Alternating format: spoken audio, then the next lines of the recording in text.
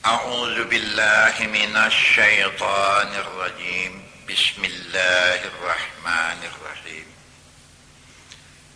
الحمد لله رب العالمين، والصلاة والسلام على أشرف الأنبياء والمرسلين وعلى آله وأصحابه أجمعين. أما بعد، رب اشرح لي صدري ويسر لي أمري واحلل عقدة من لساني يفقهوا قولي. اللهم رب أدخلني مدخل صدق وأخرجني مخرج صدق واجعل لي من لدنك سلطانا نصيرا. ربي أعوذ بك من همزات الشياطين وأعوذ بك ربي أن يحضرون. السلام عليكم ورحمة الله وبركاته. Saya masih membicarakan di sekitar persoalan taubat, meminta ampun kepada Allah daripada kesalahan-kesalahan yang sudah diperbuat, yang pada waktu yang sudah saya sampaikan bahwa tidak ada tobat manusia yang tidak diterima oleh Allah, dengan syarat jangan bikin lagi, jangan buat lagi. Ya. Di antara syarat-syarat tobat itu yang sudah saya bayangkan juga kepada kita semua, sungguh-sungguh ya, memang hatinya ingin bertobat.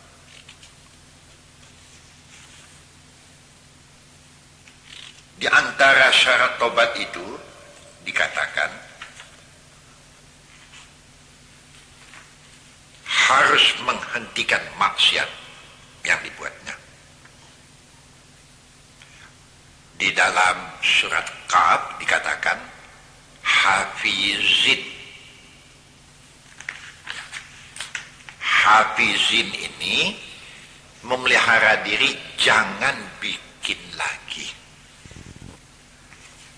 Kalau dibikin kembali, padahal sudah hafizin, katanya mau memelihara diri, tapi bikin lagi, ini bukan hafizin namanya ini. Itu yang dimaksud dengan awabin, menyadari diri. Sadar itu memang hatinya. Menyesal. Ini syarat yang kedua ya, menyesal atas perbuatan-perbuatan yang sudah dilakukannya itu. Itu syarat yang kedua itu, perasaan menyesal. Memang hati tidak akan membikin lagi, jangan diulangi maksiat itu lagi. Khasyar rahmanu bil ghaibi. Khasyar rahmanu bil ghaibi. Dia bukan takut kepada manusia, walaupun akibat-akibat dosanya itu hingga orang benci kepada dia, menegur dia tidak mau lagi, menyapa dia tidak mau lagi. Itu efek-efek daripada maksiat yang dibikinnya. Berkesan di hatinya. Bahasa rupanya dosa yang dibikinnya selama ini membawa efek yang tidak baik. Bergetar di dalam hatinya penyesalan. Getar hati penyesalan itu, itulah yang saya maksud di sini. Betul-betul niat tidak akan mengulangi perbuatan itu kembali. Jadi kalau kita bagi-bagi ini jadi tiga bagian ini ya. Satu, harus menghentikan maksiat itu, hafizin ya. Kedua, menyesal karena perbuatan yang sudah-sudah itu. Dan yang ketiganya, memang hatinya lah. Tapi ada lagi syarat keempat. Syarat keempat inilah yang paling berat. Apabila dosa yang diperbuatnya itu ada hubungannya dengan hak-hak manusia. Nah, ini timbul yang keempat ini. Ya, dia selesaikanlah urusannya dengan orang yang tempat dia terjadi sangkut pautnya karena dosa yang dibikinnya itu. Minta maaf. Kalau harta yang diambil, kembalikan. Kalau ada kemampuan, kalau tak ada kemampuan, minta maaflah supaya dihalalkan. Kalau tidak juga dihalalkannya, anggaplah atau berjanjilah sebagai hutang yang pasti akan dibayar. Itunya lagi. Kalau kebetulan dosa itu dosa membunuh, bagaimana sangkut pautnya dengan ahli waris? Oh, ini lain lagi soalnya. Ada lagi cara-caranya dengan memberikan sejumlah uang umpamanya kepada ahli warisnya sebagai bertobat kepada Allah. Ya. Kalau diterima oleh ahli waris, bayarlah, musyawaratlah, bagaimana penyelesaiannya, kemudian minta maaflah, baru bermohon tobat kepada Allah. Memang akibat-akibat penyesalan itu datang kadang-kadang disebabkan karena akibat dosa yang diperbuatnya, dirasakannya lah hebatnya akibat itu, timbul penyesalan, bagus, boleh. Atau memang karena mendengar dakwah timbul penyesalan, ada juga cara begitu. Oh, ada satu yang saya ingin mengingatkan kita di sini ya. Jangan menjadi manusia munafik ya.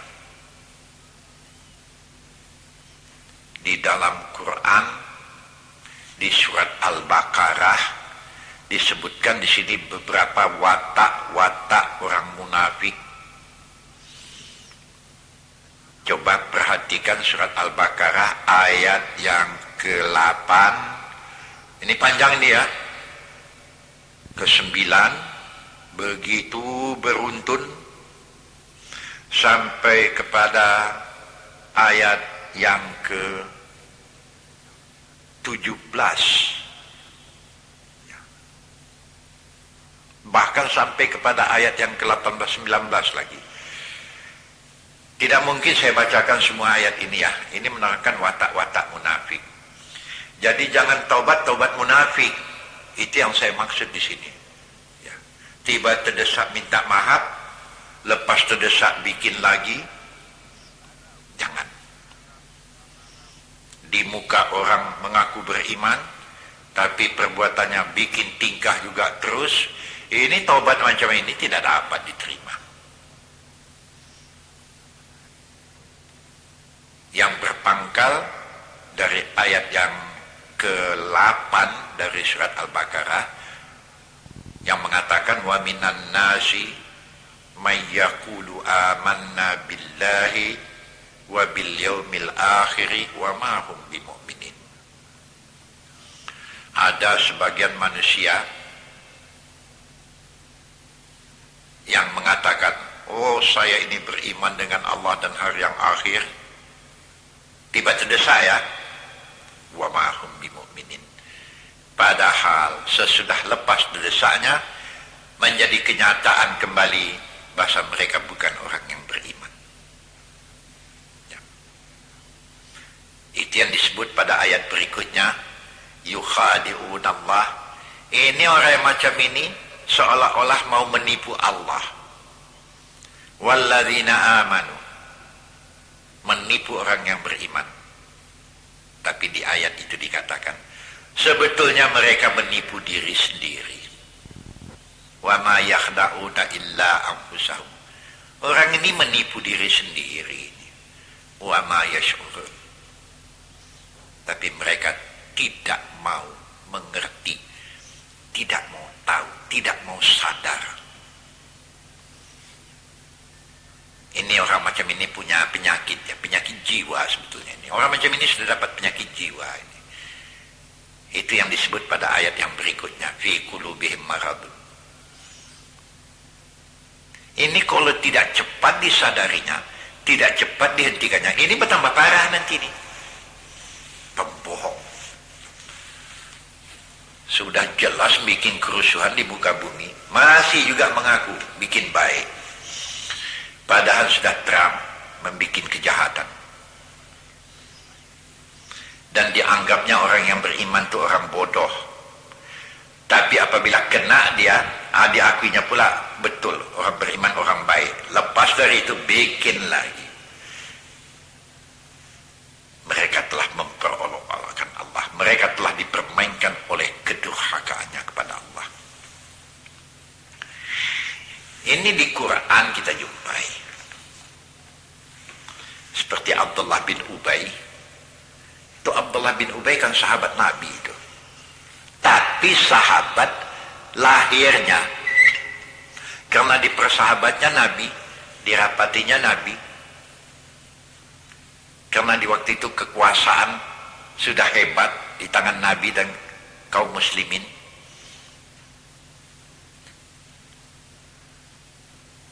Sembayang, orang sembayang dia.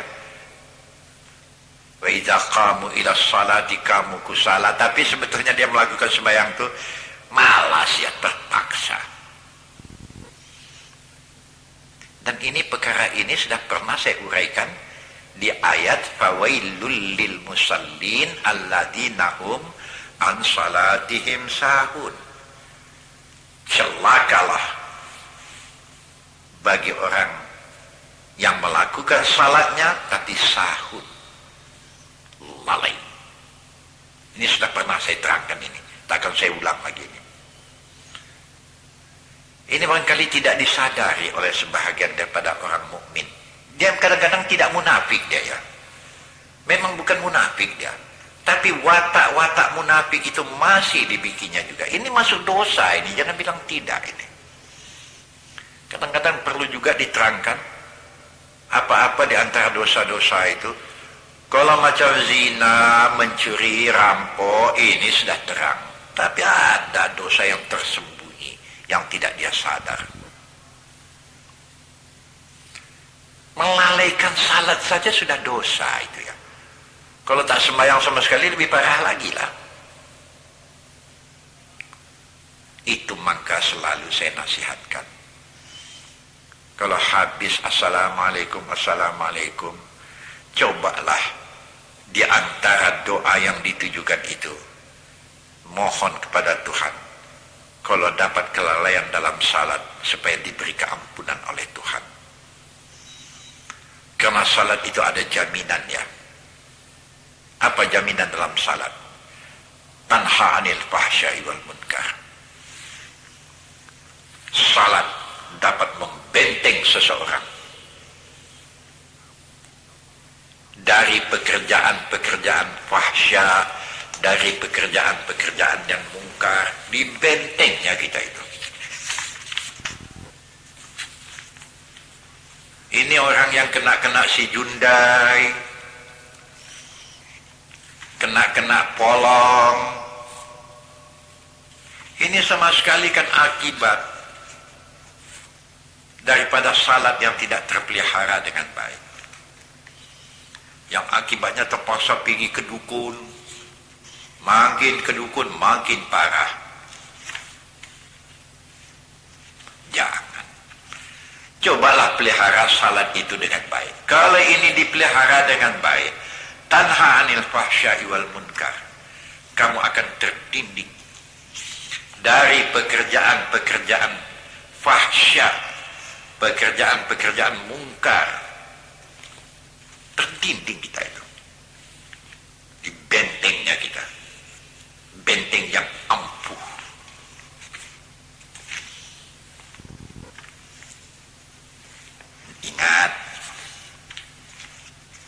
sudah mengatakan berulang kali, hingga bosan pun orang kadang-kadang mendengarnya ya. Bahasa penderitaan yang datang terhadap dirimu itu ada diakibatkan oleh karena dosa yang kamu bikin, belum lagi persoalan di akhirat. Kalau sudah minta ampun, bisakah kita ketahui Ustaz yang permohonan ampun kita itu sudah diterima oleh Allah? Memastikan tentu saya tidak bisa, tapi alamat kan ada. Apa di antara alamat itu Ustaz? Kegelisahan dalam jiwamu tidak ada, tapi itu sekadar alamat yang bisa saya tunjukkan. Untuk memastikan Allah lah yang tahu pula. Saya juga tidak dapat menilai saudara minta taubat ini apa betul-betul hati saudara atau bagaimana. Saudara lah yang tahu, tentu Allah lebih tahu lagi. Saya hanya bisa menunjukkan jalan. Pendakwah ini menunjukkan jalan. Kalau taubat itu betul-betul karena hatimu dan menyesal, pasti diterima Allah. Tapi apakah taubat saudara diterima Allah? Ya Tuhan lah yang menilainya. Tapi tidak minta taubat, lebih parah lagi. Konsekuensi daripada itu adalah, kalau betul taubat, coba imbangi dengan perbuatan amal saleh. Sudah tobat ya, amanu. Kalau begitu engkau kembali menjadi orang yang beriman ya, wa amilus salihat. Saya sudah pernah menyampaikan ayat yang berbunyi, fa amma man sakulat mawazinuhu fa huwa fi 'ishatir radiyah wa amma man khaffat mawazinuhu fa ummuhu hawiyah wa ma adraka ma hiya narun hamiyah. Saya pikir ayat ini semua kita hafal ini. Ya. Coba baca nanti surat Al-Qari'atu Mal-Qari'ah. Al-Qari'atu Mal-Qari'ah. Ini peristiwa hari kiamat ya. Qari'ah itu artinya kegoncangan. Peristiwa kiamat ini. Pada waktu itu, wa ma adraka mal qari'ah. Tahukah engkau Muhammad apa yang dimaksud dengan al-qari'ah? Literalnya kegoncangannya. Yauma yakunun nasu kal farasil mabsus wa takunul jibalu kal ihnil manfus.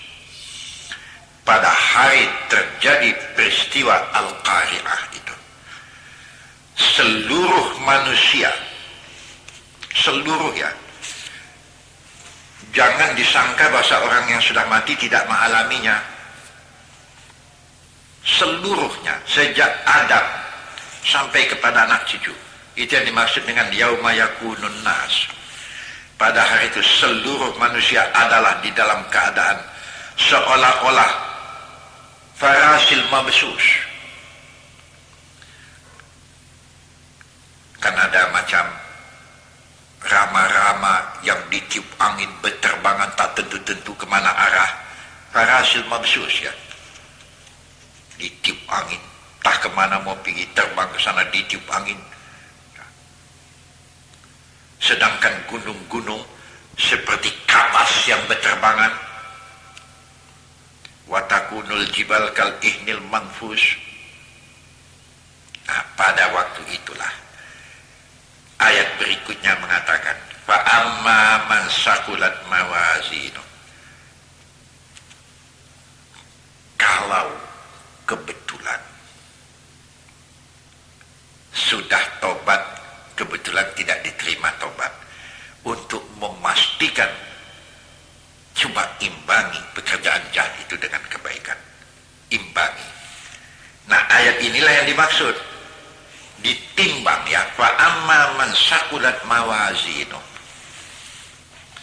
Kalau di dalam waktu ditimbang, ternyata dalam timbangan kebaikan yang dibuatnya dapat mengimbangi kejahatan yang sudah pernah dibikinnya. Macam manalah contohnya saya bikin yang lebih mudah. Timbangan Allah Ta'ala itu saya tidak tahu ya, ini cuma contoh. Yang di sebelah kanan masukkan kebaikan, di yang sebelah kiri, timbangan yang sebelah kiri masukkan kejahatan, ditimbang. Itu maka disuruh meimbangi kejahatan dengan kebaikan. Sudah diimbangi, ternyata di dalam timbangan nanti sakudat. Kalau main kilogram lah, saya contohkan ya, kebaikannya 80 kilo, kejahatan yang sudah pernah dibikinnya hanya 40 kilo atau 50 kilo, kebaikan 80 kilo, ternyata bahasa kebaikan lebih banyak yang dilakukannya, meimbangi kejahatan yang sudah pernah dibuatnya. Bahwa fi aisyati radiyah, ini positif kali ini ya, orang itu sudah pasti mendapat keampunan dari Allah. Aisyati radiyah, kehidupan dunianya termasuk kehidupan yang diredai oleh Tuhan, artinya mendapat keampunan. Tapi kalau kebetulan waktu dia tobat dapat keampunan lebih dahulu, waktu bertimbang dosanya tidak kelihatan lagi, oh sudah aman lah ya. Wa amma man khaffat mawazinu, tapi orang yang ditimbang ternyata kebaikannya lebih sedikit, kejahatan lebih banyak, ini orang yang tidak mendapat keampunan ya. Fa ummuhu hawiyah, maka di waktu itu nerakalah yang akan dijumpainya lebih dahulu. Wa ma adraka ma hiya, tahukah engkau hawiyah itu apa? Narun hamiyah, neraka yang dinyalakan, dipanaskan. Itu diantaranya. Ini diantara neraka ini.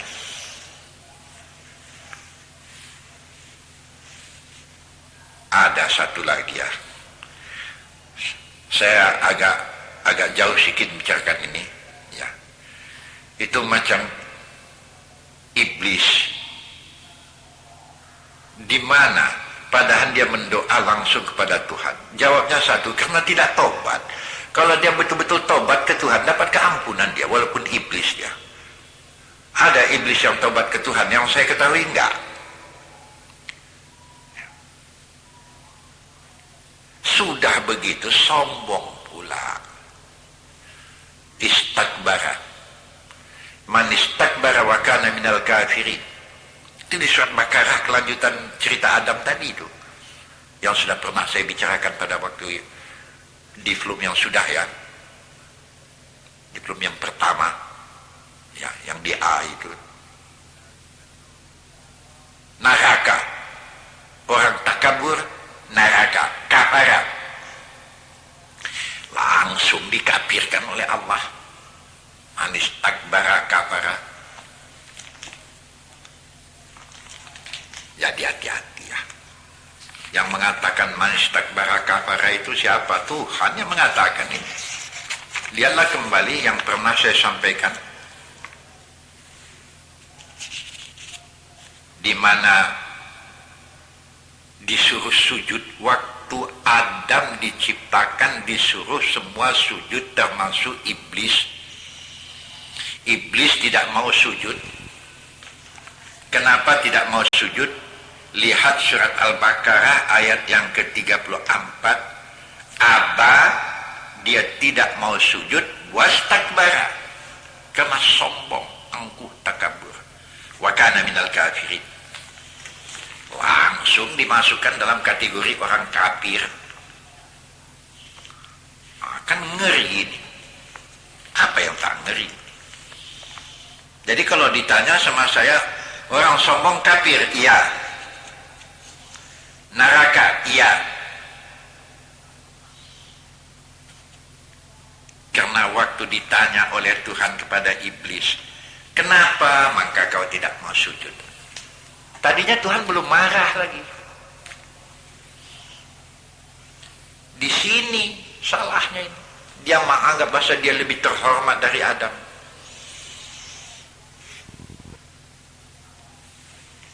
saya dijadikan daripada nar, Adam dijadikan daripada tanah yang busuk. Ini kan sombong ini. Manis takbara kabara. Akibatnya dimasukkan ke dalam kategori orang kafir. Jadi kalau saya ditanya, orang sombong kafir, iya. Siapa yang bilang? Allah yang bilang. Manis takbara kabara. Itu tadinya ditujukan kepada setan, iblis tadinya ditujukan itu kalimat. Tapi kemudian sifatnya menjadi umum. Orang takabur, orang angkuh, sama sekali ini ahli neraka. Dengan demikian rasanya cukup jelas kepada kita semua. Kalau sudah diperingatkan orang dengan dosa kita itu, hendaknya mengesanlah. Alladzina amanu. Di surat Ar-Ra'd, kalau betul kamu orang yang beriman, tatkala diperingatkan Allah, tenang jiwamu dengan mengingat Allah.